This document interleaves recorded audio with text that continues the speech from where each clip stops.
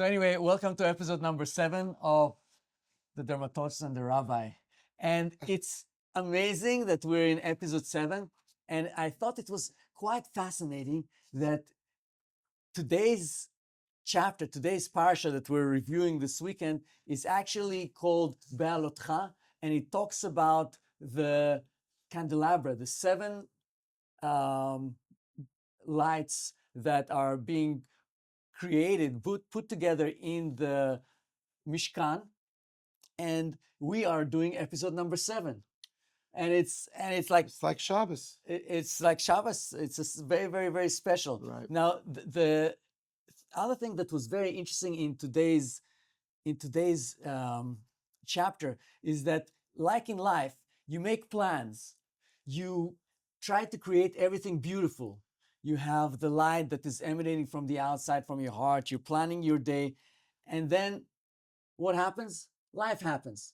You know, you cannot anticipate everything, and that's what you should anticipate, that there will always be something that will perhaps come in the way and will put a kink in your plans.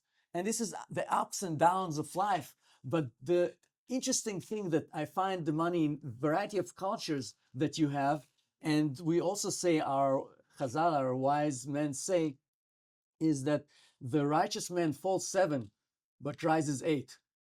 And the interesting thing is, Yesheva Yipol Tzadik V'Kam, which means 7 times the righteous person falls, but gets up again and keeps on doing what he needs to do. correct. And So- Japanese, they have the same thing: rise 7, fall 7, rise 8. They got it So from the there's Jews.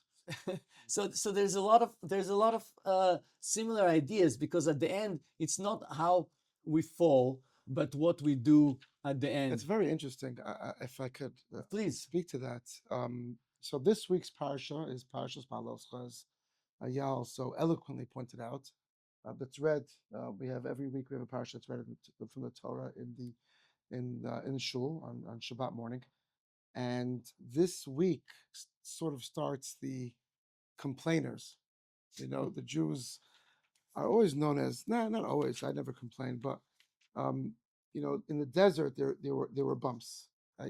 Dr. Levitt pointed out that when bumps happen on the road, you sort of have to give. Sometimes the person will fall by them, but we, as a nation, we try not to.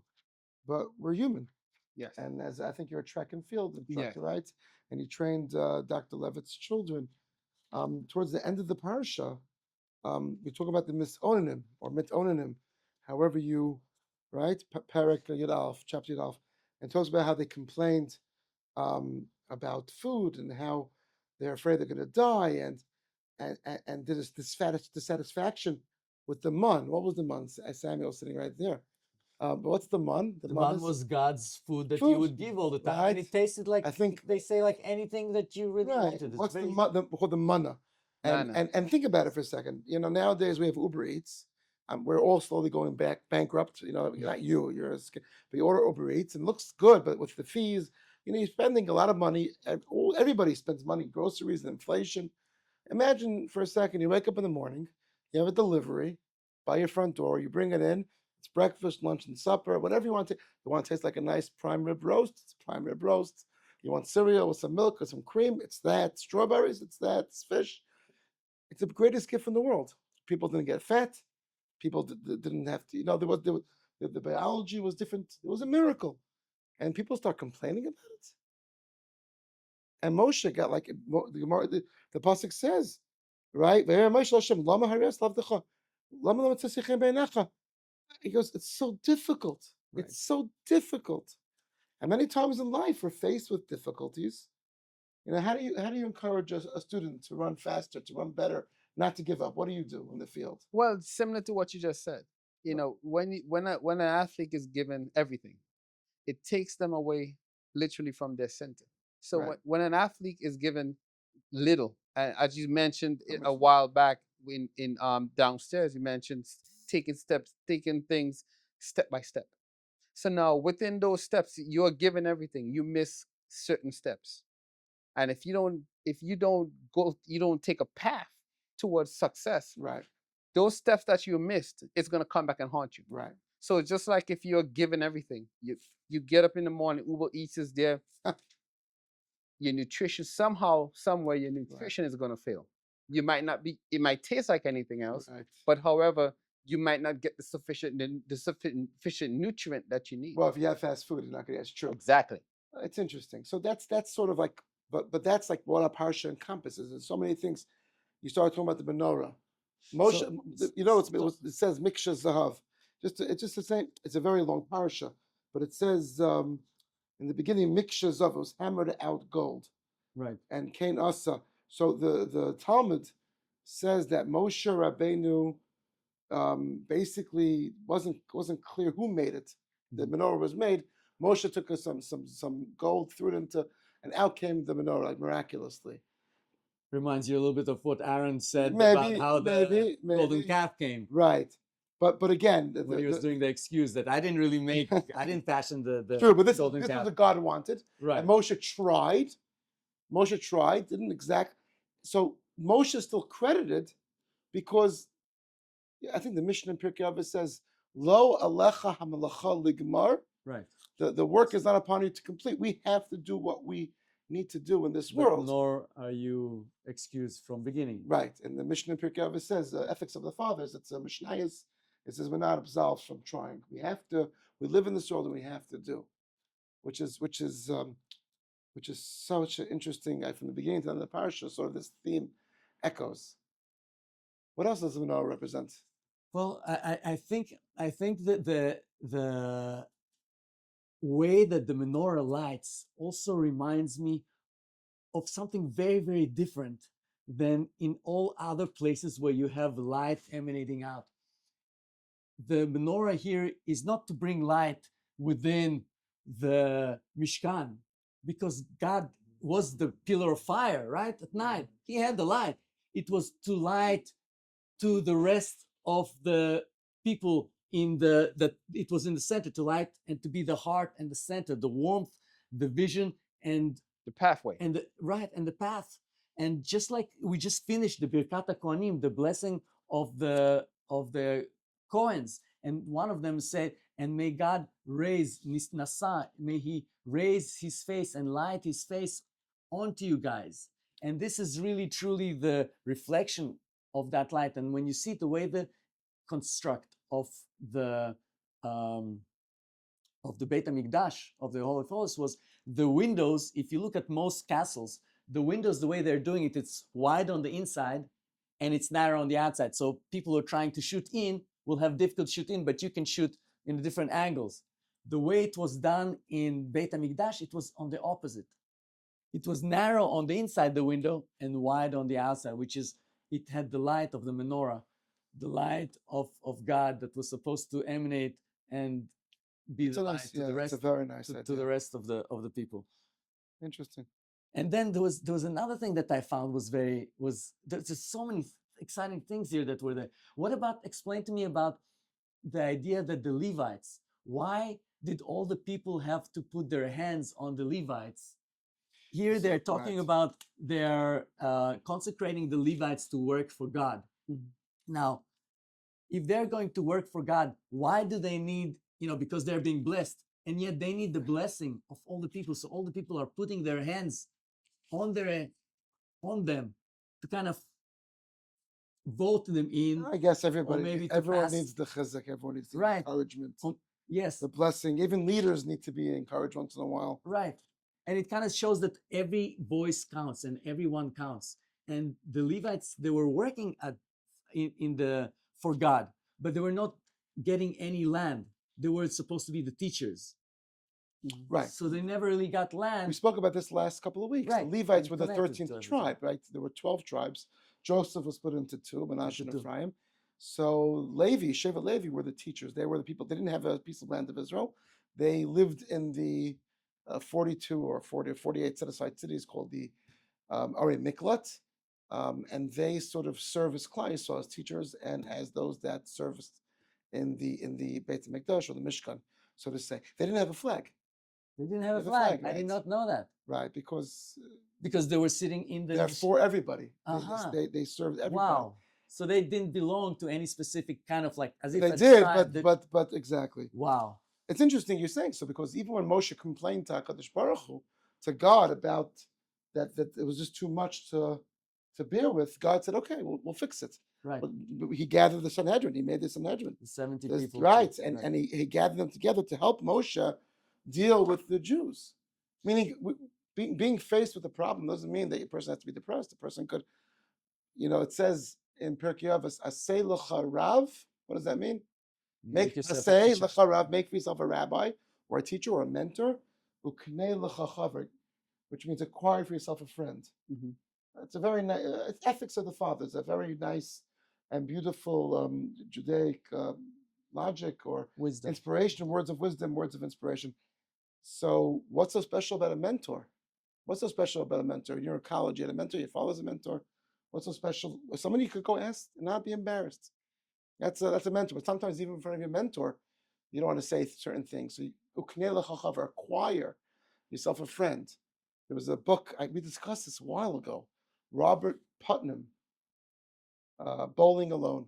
Mhm. He says America is going towards the path of people are bowling still, but it's not a social sport. It's everyone's bowling alone. That's the name of his book. Mhm. With the internet and TikTok and social media, everyone's in their grandma's basement, talking to all their friends, liking everything. But you're a sportsman, right? Yes. When you gather everyone to go running and to go jogging, it's a team activity. Yes. And you need the encouragement. But it goes back to the question about the Levites, Yeah. the encouragement, The encouragement. the Exactly. the group effect. Right. You get more motivation. Well, That's God true. gave That's Moshe true. the Yes. Sanhedrin, As a team. Yes. and I think you saw the first Rashi in the Parsha. I didn't. I don't have the Rashi. Of Oh, the- so I'm just pointing this out again. In the very first Rashi of this very long Parsha, it says, he asked the question, Lama nismacha Parshas Menorah Parshas Tzim.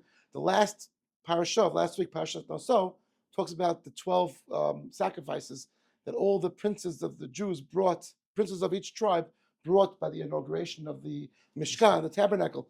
So Aaron was a little bit upset. He was a little bit depressed because he says Aaron saw this. He saw all the inaugurations, and he says he wasn't among them. He didn't bring it, not him nor his Shevet. He was Shevet His Levi tribe. Mhm. or Kohen. So how come he didn't bring one? He didn't want to be part of the inauguration. So Moshe says, "Don't worry." God said, "Don't worry. Yours, the menorah, the very first parashat passage of this week's parasha says, yours is greater than theirs. You're going to build the menorah." It just shows us over and over again that when you see someone down, when you see someone needs encouragement, the best thing you could do is reach out, open your heart, open your home, open your soul, and give that encouragement that that person needs to go on. I just took something around with it, but Right. There was something that I found. In my mind, there's just so many things that are right now popping up, and one of the things that I found in this parsha, in this chapter, that was amazing, and I was telling the Manny and Samuel as we were walking, is this is probably one of the earliest mentions of using music, of using trumpets right, in order to send signals. So there is two trumpets, both are made of sterling silver, and one trumpet, when it sounds, has one meaning. Another, when two trumpets sounds, another meaning. When they're sounding as a long sound or intermittent sounds, different meanings. Whether it is for army to gather or to move. And also the first tribe that's supposed to move, interestingly, is the tribe of the Judah tribe, which is, I believe, was the third son of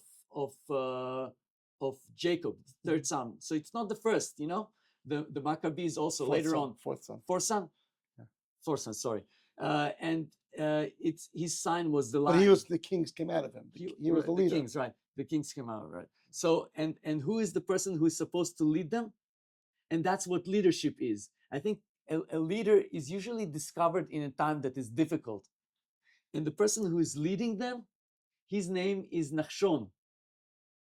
Right. And the guy Nachshon was the person who, when it was tough, when you're saying like caught between the devil and the deep blue sea, where is that expression coming from?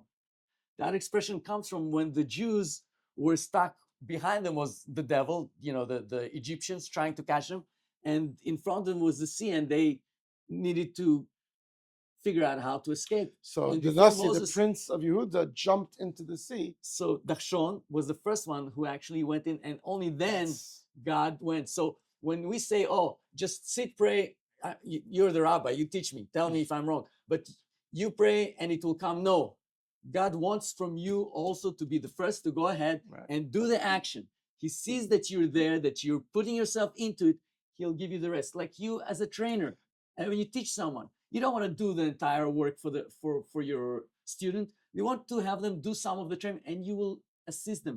You will That's improve them. Such an interesting idea. And the same, like Rab Cook said to the Jews. Yes, some people say, no, forget about Israel. We need to sit and wait for the Messiah. I said, no, we build it just like the Beit HaMikdash was built by people who were not the Kohen Gadol, and they entered the holiest of holies. Until it's built, we all need to play a role in it, and then God will do the rest. So God does not want us to simply sit there and get it. I want to share with you Yes. again a Rashi, Rav Shlomo Okay. Yitzchaki, the commentator. He was an 11th century commentator. He wrote on everything, and we discussed it many times in the past. Come look inside over here a second. It's in Hebrew. If you want to look, you can look. He goes by lighting the You read menorah. it to me. It's I fine. listen. The, My the glasses. menorah was lit the fire. It was a menorah. It wasn't the same thing as a Chanukiah. The Hanukkah It was menorah- lights for It was- every single day of the week. yeah, but it wasn't 8. It was 6 and one in the middle. It was 7, Seven. 6, and all of them pointed to the middle. Now he says, look at this idea from the Gemara in Shabbat. You'll have to read. He goes, Shetzorech, Moshe was instructing Aaron, God was instructing them how you light the menorah. It's such a pointed message that you were just saying. Shetzorech lahadlik ad shetei shalevis olam elah. So you have to light the wick until the wick goes up by itself. Okay, thank you. How else do you light a wick? You touch it with a fire and that's it. What does it mean you light the wick of the menorah? We discussed this 2 years ago. I don't remember. Until it lights by itself. So many of the great ethics rabbis, rabbanim, talk about the ideas that what does the fire of the menorah represent? It represents Torah, the light of Torah, the light of the Bible that we have, the Torah that keeps us going from generation to generation. He goes, how do you teach a child? Exactly what you just said, Damani, is you're supposed to light the flame of inspiration, of Torah in most cases, until the person is able to go by himself. So the wick represents the inspiration, who you're trying to inspire. The flame is obviously representing Torah. So a father over here, you're supposed to light it until the flame lasts by itself. It can separate from you and still be inspired. So you're teaching kids how to run and to track and because you want them to be successful. And when you teach students in medicine what to do and how to do it, you want them to go on and inspire others. So the menorah here is representing Torah. That's colloquial. It's all over the Talmud. And when you teach children, Jewish kids, how to learn and what they're learning, and all education of children is supposed to do it in a manner that goes by itself. The child goes by itself and inspires others. That's, I think, your point was so beautifully spoken. It's a Rashi. So it's a different point, but it's great. It reminds me of what made Moses. What made Moses the special leader, or the role model for leaders? Many things, but what are you thinking of specifically? Specifically in this situation, what made him was His when ability he, to inspire. not only that, but when he left, they could lead without him. Yes. So a leader who is able to grow, a leader that is completely independent and completely can function without him, is the greatest leader. So it's not something, okay, I'll keep holding you by the hand, but that's basically what you said. It can light up on its own. And Moshe he is the inspired. paradigm. Moshe is the paradigm of all Jewish leaders. Yeah, absolutely. What else? What else? Your thoughts are so inspiring today. What else you got? Well, I did extra work on this parsha. The other thing, talking about the light, was what was special was when Moses is stuck with a situation that he says, you know what, and sometimes I have it also. You're like, you feel like, oh God, I don't want to leave anymore. I'm so fed up with everything. And he says, like, why are those tortures? Why did I bear them? Did I give birth to your kids? I mean, just do it yourself. What is happening is they're basically complaining that they like the food, the free meat, free. They were slaves. Free meat and cucumbers and onions that they got in Egypt. How come you're giving us just this, like you said, this free food? Give us some meat. And he says, I'll feed you so much that for a full month, you're gonna have that food in your mouth. You'll not know what to get. It'll come out of your ears, out of your mouth. You don't. It's like he says to God, God, I have 600,000. We just counted the men, right? In the previous Parshat, 600,000 men from, what is it, 20 to 55 or something like that? What was the age exactly? So 600,000 men. Each and every one, you'll have meat. We don't have enough without stuff. It's like, are you doubting me that I'll do it? But there's not enough fish in the oceans. Where are you going to get it? Are you doubting me? Right. And so there's a miracle. The quails. Now, I lived in Africa, and I remember my dad hunted quails, and I remember those quails, they're coming. They're pretty big, big quails. And they were, for a day or two, for as far as the eye can see, suddenly there's a wind, and there are quails all over the place, quite a height, deep. And people are starting to eat and hungry and collecting them and enjoying the meat and having a pleasure. And God punishes them for that, for enjoying the meat. And so the Not question enjoy is, the meat. well, right. What You could that's enjoy the question. that. It wasn't for enjoying meat. So It was sorry. complaining about it, right? Well, the question is, wait. So the question is, when they complained before, there's another complaint before, because there's a lot of complaints in here. There's one complaint, and then there's a fire that takes around them, happens. And when that fire goes around them, they're now quiet, they're afraid. And so each one starts crying in his own tent. They're not together, but they're crying, each one outside his own tent. Right, but I think you'll find many times in Sefer Bamidbar, the fourth book of Moshe, which we're in, currently, and reading different passages in Parashas each Shabbos of complaints to Moshe. Certain times, like by the Parsha of Korach, the rebellion, now by the man, God was angry.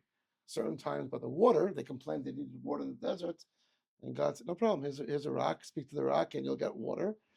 So I think if you go on a deeper level, again, I'm sure that people say this, but what's the difference if people are complaining? Why does God get angry over here? According to the commentators, and over there, he says, Right. What's right. when So you that's the when you're a question. So doctor? that's the question. I'm not comparing it to God. When you're a doctor, Some people or think, you're and a that's a rabbi, mistake. or you're a PhD ethnologist, or a leader in sports, when you are a leader, what happens when people come to you, HR, people come to you and start fetching to you, one after the other? What's the difference between sometimes you want to act and help, and sometimes you roll your eyes and saying, "Don't bother me"? There's a difference when people are complaining, and It depends on the reason why they're complaining, or how they and also how they're complaining. Correct. right over here, you could say very clearly from the psukim, from the verses, that the complaint wasn't based on anything real. It was just based to bring down Moshe, to bring down God. It was a destructive complaint. It wasn't there because they were hungry. They weren't hungry. They had the man. I just missed the food in Egypt. What the sense does that make? But if you're thirsty, you gotta give them something to drink. It's not a complaint that deserves But punishment. the question is, I believe they were really thinking that. I really believe that they were. I mean, the fact that they were wrong and they had the slave mentality and they have selective amnesia, that's a different story. But I do believe they were simply being honest about their feelings. The fact that they were The spies ungrateful. are being honest about what they saw about Israel. How come they were punished for 40 years in the desert? They were honest.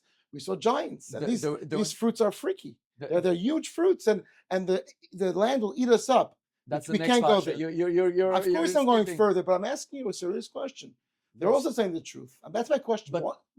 Why sometimes? Go ahead. But I think I as a person, I don't know about you, Rabbi and Damani, Samuel, but I prefer people to tell me the truth in the face as opposed to smile and then do something else. So the fact that they're being honest, it allows you as a leader for Moses, or as God standing there, is like, you know what?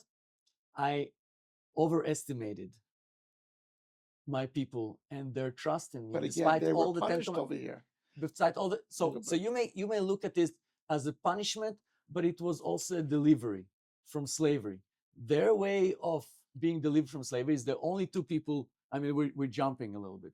The only two people who will set foot in Israel will be Joshua and Caleb, Yeah. who were the two. And everybody spies. under the age of 20 and Right. The two the spies. millions of Jews that came in, obviously. The two spies who went out of the 12 that went in, from each tribe selected their leader to kind of go in.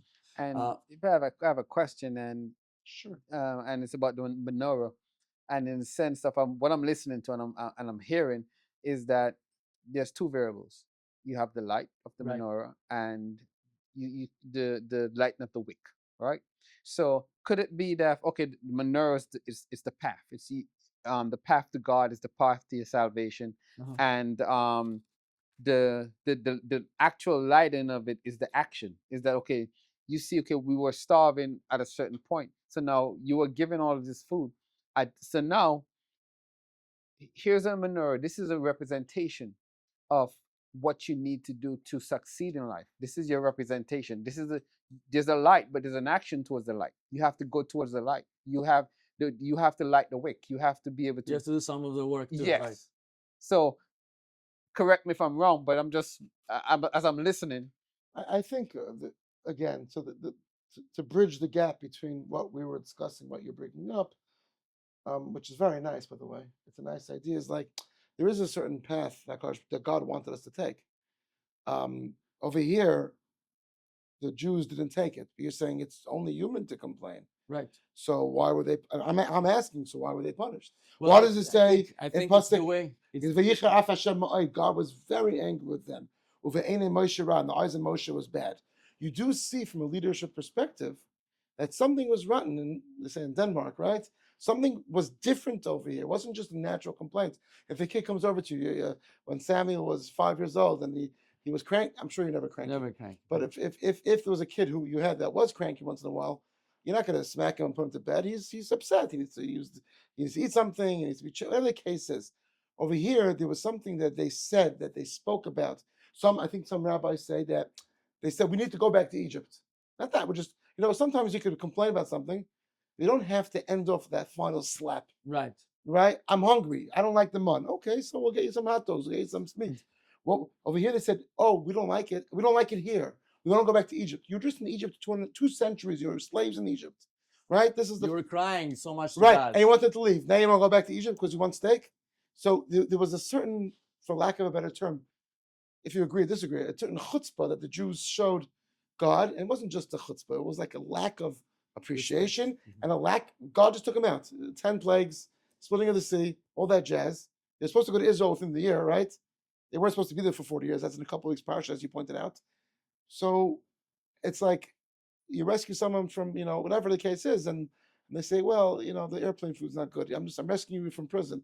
The airplane food's not good. Like, where are you? What are you doing? What type of mindset are you coming from? I think there's much more to discuss of here, but I think it's a question you have to ask yourself. Sometimes the Jews complain, you get this response in the desert. Sometimes Jews complain, and there's a solution.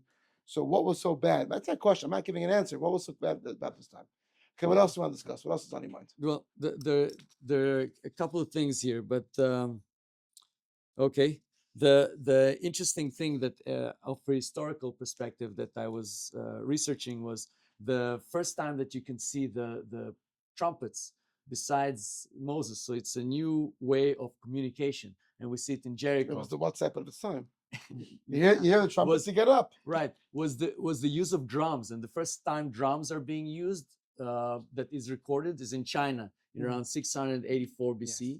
But the use of trumpets was found in the tomb of Tutankhamun in 1300s, and it was found that he had 2 of them. One was from silver, one was from copper, and probably it was used for army or for also to summon the people. And it was in 1333 to 1323 before the Common Era. Before the Common Era. That's the timing of that. Interesting. Yeah. And then the other thing that I thought was interesting is Moshe heard the people weeping, every clan apart, each person at the entrance of his tent. Hashem was very angry, and Moshe was very distressed, and he says, "Why have you dealt it to me?" Right? So what was the thing that they did wrong when they were weeping, each one in their own place? The idea was that they were in a mode of isolation and disunity. They were not trying to kind of be together. They were just, each one. That was what we were trying to get before. What exactly did they do wrong over here? The Talmud, I mean, you're saying that they kept it themselves. They went to the tents. They didn't try to figure it out as a community. Right. They just. Interesting. That's kind of like that. Rashi brings them that there were deeper, more psychological reasons why why the Torah mentions mishpacha itself. We're not going to get into now. And then the other thing that was interesting, which I hear a lot, that story in the Chabad when they're talking about, is when God tells Moses, when he's like, I'm very, very tired right now, after they're complaining, he's telling him, don't worry, you shouldn't carry it all on your own. Kind of like Jethro told him with the advisors, Who also makes don't an be. appearance in this week's parsha. Yisro is invited into the camp by Moshe. But go on. So he tells him, select 70 people who are of good character, and I'm going to put some of your shekhinah, of your holiness, divine inspiration, right, on them, and bring them to the tent of meeting. So the interesting thing is, where is the tent of meeting? The tent of meeting wasn't always in the center. It used to be at the beginning outside the camp, until they built the tabernacle. And that's when they moved it to the inside. So the tent of the meeting, where he used to have meetings with all the, Jethro and all the big people, were usually outside the camp. But here you have the meeting inside, because God is trying to unite all the people together inside and give them the light. And when he puts it, when he takes the inspiration away from Moses to give to the others, he doesn't remove the inspiration from him, because it's just like the menorah light.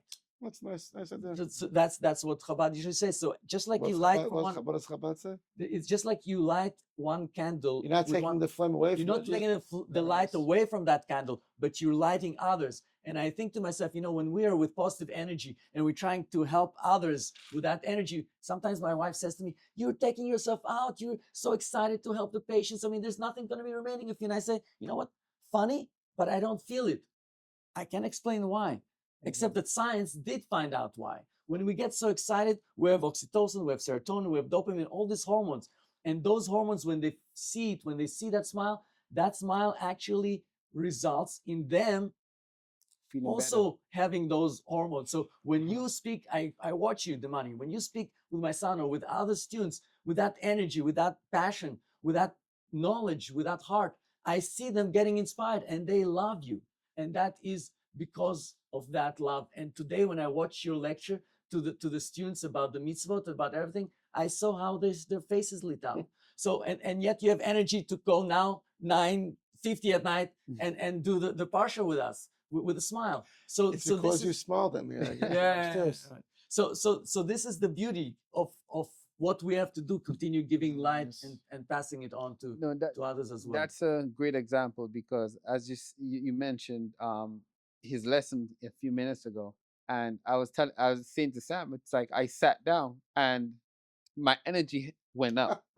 And because him and I had a little discussion at the end about what you said, and my question, it goes back to my question, is that as we discuss this, how do we teach it? How do we pass this message to the next generation? How do we this teaching clearly and with vigor and vim, to do it with excitement and happiness?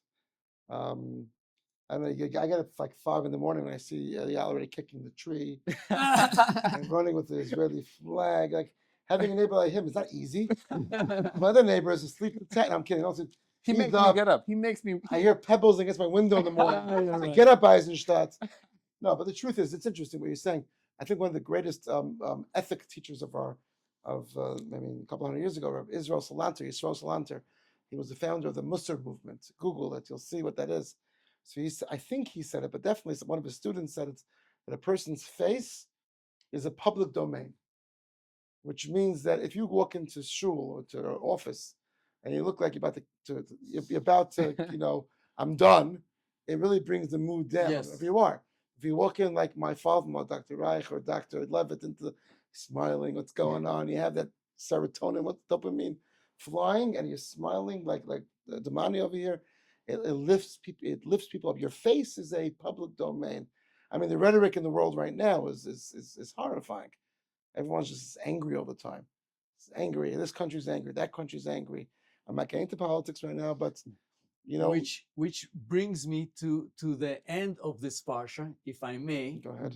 If I may, because it connects with one of the first Tazria and Metzorah. that we spoke, which by the way, I just had the patient with scalp phallus. Remember we talked about the head crust that people get on the scalp? Right. So the end of the chapter talks about Miriam and talks about people's honor and respect, and they're saying that Moses was the humblest person over there. So first we see Joshua talking about when all the others are getting to be inspired. Joshua hears two others who were not in the tent of meeting, who are also being inspired by God's message. And he goes to Moses and he says, Moses, you have to stop them. They're starting to predict the future. They're talking about and he tells them, why are you worried about me? Don't worry about me. I would love it if everyone would rise to this level. And that's what we all have to wish. Yes. We don't have to okay, this is my knowledge. I only want the book for me. I'm not going to share it. No, share it with people. Let the world light up. That is our goal. The more they are, the better it is for us. The more there will be good people. Let them learn it for themselves. Let's share it, just like you're sharing the wisdom of your tricks in running with everyone. You know what? If they will be all breaking the world record, great, mazel tov. Use it. If everybody is going to be a rabbi and they will learn it, and because of what you're teaching them, beautiful, and they will be teaching it on. So that's what he's saying. That's one thing he's telling. And then the other thing that we see Miriam talking to her brother Aaron about Moses, and she says, why does Moses marry someone who's not an Israelite? She was a Midianite. She was a Cushite. Cushite stands for, in a way, black. Why did he marry her? Why did she marry Israelite? She spoke Lashon Hara about So Moses. she spoke a bad word about him. So God calls and says, 3 of you guys, I want you to come to the tent of meeting. So they all come to the tent of meeting. God goes down with a cloud, and he says to them, you spoke badly about about Moses. And you said, hasn't God spoken to us too? It says, excuse me. First of all, when I speak to other people, when I speak to prophets, I come to them in a dream. They have to decipher my meaning. Only with Moses do I speak face to face. Exactly. And I tell him exactly things the way they are. And that's how we know that the 5 books were not books that were written by his transliteration. It's all from God. It was word for word what God dictated to Moses. He was his scribe, word for word. And that's why when we're told if there's one little letter, one little asterisk wrong in the Bible, the entire Bible has to be buried. You cannot use that Bible. And that's why we know that it has not changed. The Bible has not changed for centuries and centuries. And then he says to her, the cloud lifts, and suddenly she has leprosy. And Aaron looks at her, he's like, oh my God, Miriam, you've got this white cross that says, And she has Moses, to leave the camp. Moses, please, but you're ruining the end. Oh, he says, yes, Oy. He says, please, heal her. So he says, God, Elna Rapenala, God, heal her, please. Heal her, please. And he says, excuse me, wait a second. You made the crime, you pay the time. Yes, she's your sister. Yes, she's the one who kind of watched over you and in a way saved you under my guidance. But she needs to pay the time. She needs to do like everybody else, which is what? She has to be out of the camp for 7 days. Why? Why is it important? I was thinking to myself, why was she hurt so much? She gave so much to Moses, so much to the country, so much to God. Isn't she at a higher level? Can't we forgive her? And the answer is no. Because at the end of the road, she needs to also have some time to reflect, because what she said about Moses was very inappropriate. And when people say, oh, the Jews are, or Israel is apartheid state, look at the rules that we are taught over here and how we're taught. Look at the punishment for simply saying something behind closed doors about the fact that he married a non-Jewish woman that was black. Look at what is behind that. And that shows you this is the law, this is the principle. No, we will not forgive you. You have to be like everybody else. Think about what you did. Don't repeat again. And if I think, not talking about politics, but we will mention because I can. I'm not the rabbi. If we will make sure that people will understand that there is consequence to disobedience, to breaking the law, I think there will be much more order in our country, and we will grow as opposed to be destroyed. Well, it goes back to what we mentioned earlier. It's the lesson. The lesson is direct, and the message. If everyone is not getting the same message, then we have these issues. So Law is the same for everyone. It should be the yes, same. it's Exactly. just yes. So we need to have a direct roof. Everything is it is there's no corners. Everything is direct. So that's what I'm picking up from the message is that we should have that direct route to the same lesson. Right. I just want to clarify something. Please. Miriam's objection to Torah. First of all, until the Jews got the Torah, there was no Jewish There was nation. no Jewish per se. nation. Right. So non-Jewish. Moshe was married to a Jewish woman. Obviously, his children were Jewish. That's not the question. Right. Also, her complaint was not that she was a Midianite or a Cushite, as you said. The complaint was much deeper and more about their marriage. Well, the way I understand the way text reads it, but you can right. understand But that it's deeper. As a rabbi, I'm not correcting. I'm listening to you. You're correcting me. I'm bringing it out. She was a Midian. She wasn't necessarily Cushite. The Cushite was referring to her beauty specifically, and the issue that Miriam had was a much deeper issue that she. But it was. You are right. It was lashon hara. She was punished with bad. I wouldn't say evil talk. It was slandering, bad mouthing somebody. Even though it's true, you still can't bad mouth people. At the end of the day, as your Rav, I had to correct that a little bit. You need to. But your point though about inspiration and saying the right thing definitely comes home tremendously in our day. But so what was the reason? I'm curious. What was the reason that she said that? I'll show you later. Okay. It's something about it's. You know what? It's like for your mom. You're for any mom. Yeah. No matter how great the wife is, she's never good enough for my boy. You know. Good luck. Okay. Thank you. Are we? Yeah, we're done. I just want to know if there's any questions, anything, the money that in this Parshat that because I'm very grateful you came in. So nice to join us. Yes. I'm so happy that you guys invited me. I've learned a lot, and it's from the question that I'm having, and it goes. I think I asked it earlier. Was what I'm looking at is the connection from the biblical times to now. Yes. Because as you know, we are all responsible for students, and we have a responsibility to teach them. And so now with these great lessons, how do we bridge that gap with the younger generation to be positive? Do you find your students, their perspective and their drive changing? Yes. Over time you do. Yes. And the one correction that I have with most put away their cell phones, no smartphones on yes on their training. But I say each athlete, when you show up to practice, when you show up to compete, commit. Not only commit, you're here to do something great for yourself. Yeah.